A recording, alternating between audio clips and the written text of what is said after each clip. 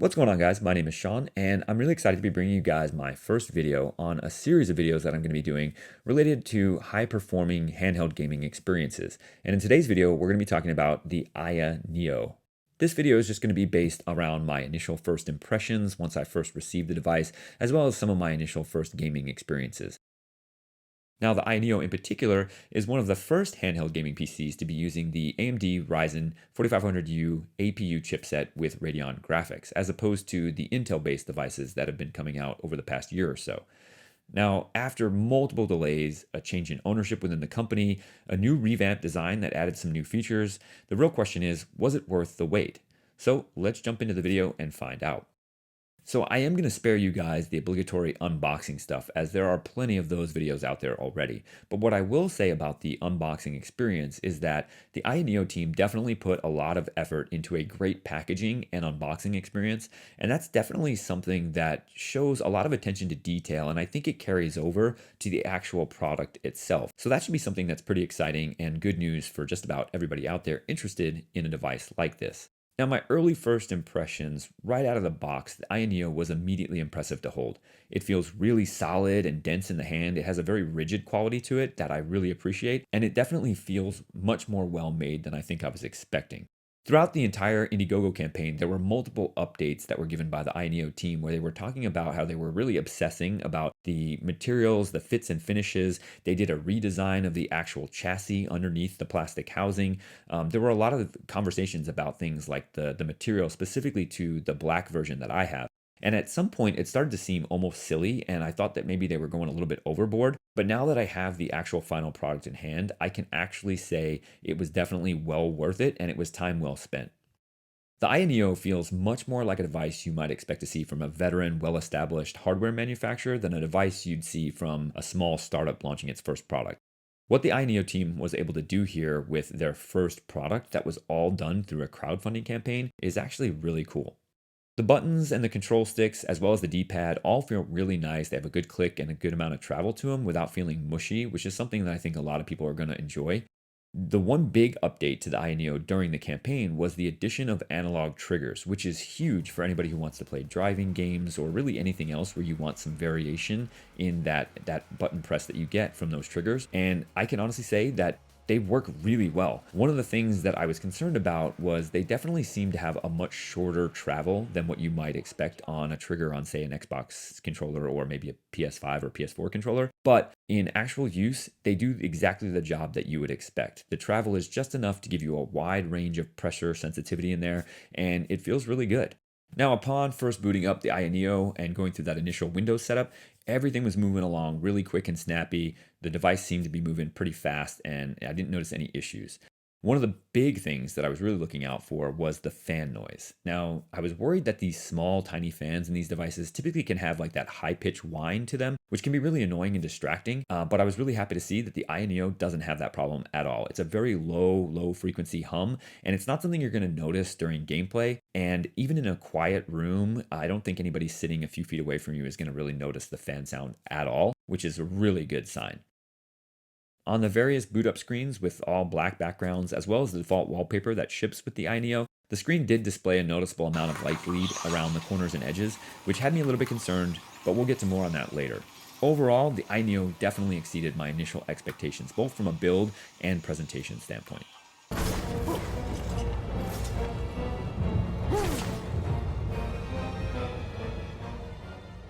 Being a Windows-based machine, the setup is one of the challenges facing the Aya Neo as well as any other Windows handheld gaming machine looking to compete in that mobile gaming device market. This is definitely not a plug-and-play type experience like the Nintendo Switch, and that's definitely something for some people to consider. I think for the Aya Neo to capture a lot of that handheld gaming market, it's going to have to be something that comes as close to being as easy to use as a Nintendo Switch. And I think that might be why the Valve team opted to use Linux on the Steam Deck as opposed to using Windows. It's going to give them much more flexibility to create that turn on and play experience without having to worry about like a lot of driver updates and the constant Windows sort of problems that come up. So it's going to be interesting to see how that all plays out.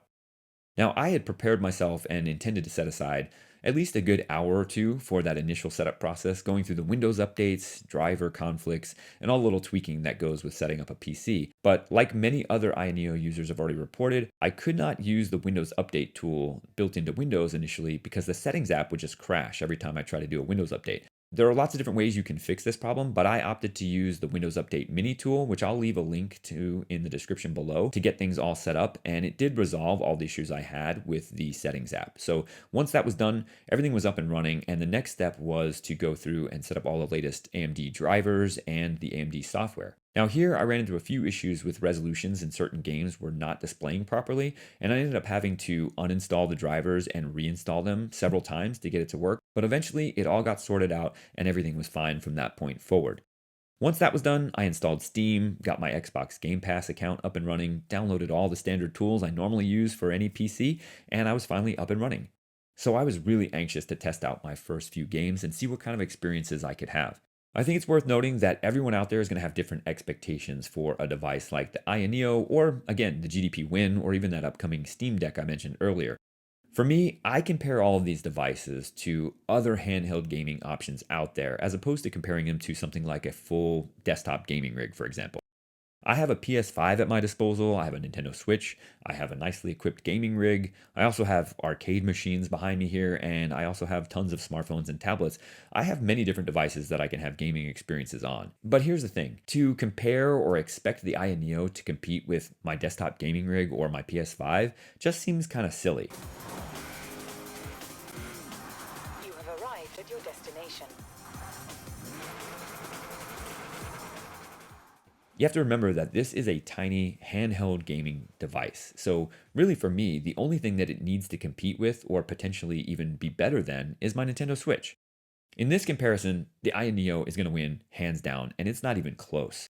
Aside from Nintendo's third-party titles, it really just seems to me that the Nintendo Switch is so far behind at this point. Technically speaking, the Aya Neo is launching with one of the largest available launch game libraries of any console really ever. Considering that it's a full-blown PC and you can run pretty much any game you want, you have a ton of options. Now, I have a massive back catalog of unfinished or unplayed games on the PC, my Steam library, all over the place, and I'm definitely going to be using the Aya Neo to tackle a lot of that back catalog. But what really surprised me initially is that on a small 800p display, even an 8 to 10-year-old PC title that you can probably run on max settings on the Aya Neo, they look significantly better than your average Switch game. One of my oldest unfinished games, and a game that I've really wanted to complete for quite a while, is Castlevania Lords of Shadow. I've attempted to play this game on 2 different gaming consoles, on 2 different PCs. Something just always comes up and I never get around to finishing it. So running that on the Aya Neo at this point may be my best way or my best chance to finish that game all the way through. Now, on the smaller display, this game looks absolutely incredible and definitely looks better than most AAA titles would on the Nintendo Switch. Castlevania Lords of Shadow was running at 60 frames per second at max settings on the Aya Neo, and it looked great. The good news is that you're not even limited to playing just old 8 to 10-year-old PC titles. I played Forza Horizon 4 for 2 to 3 hours, and it too held an average of 60 frames per second running at medium settings. Now, I did have the resolution set to dynamic resolution scaling, but if there were any changes happening to the resolution during gameplay, I really couldn't tell the difference. All I could see was I had this gorgeous AAA racing game running on this handheld device the size of a Nintendo Switch, and it was running at a smooth 60 frames per second, and it looked gorgeous.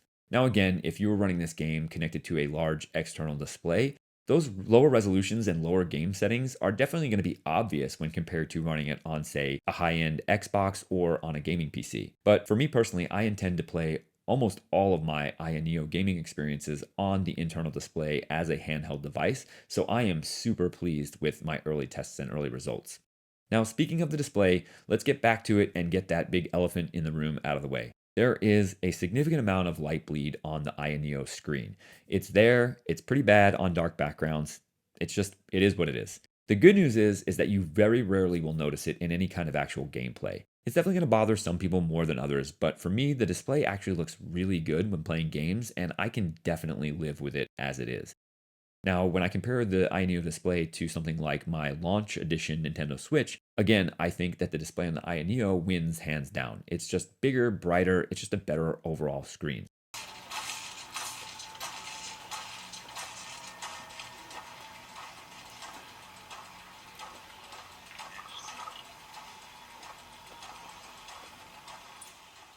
So here's my final thoughts on the Aya Neo. Now, it's only been about 2 weeks, so I still have a lot more testing to do, but the Aya Neo seems to be a very well-made little machine with enough gaming power to keep me satisfied and grinding away on a lot of my old Steam library games as well as current AAA games for quite a while. I definitely think it's the best handheld gaming console that I own currently, and it may even end up being the best handheld gaming console experience that I've ever had.